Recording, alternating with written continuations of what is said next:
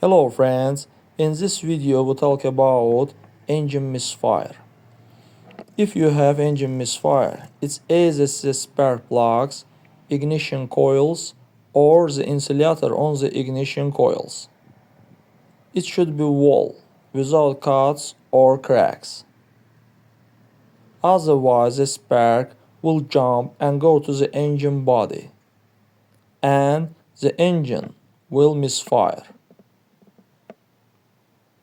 If there are any defects, the insulator needs to be changed immediately.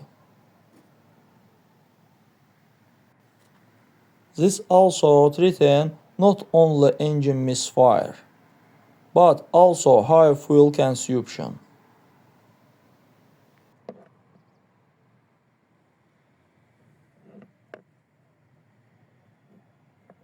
That's all guys, subscribe to our channel, put like, and don't forget to put a bell so as not miss new video on the channel.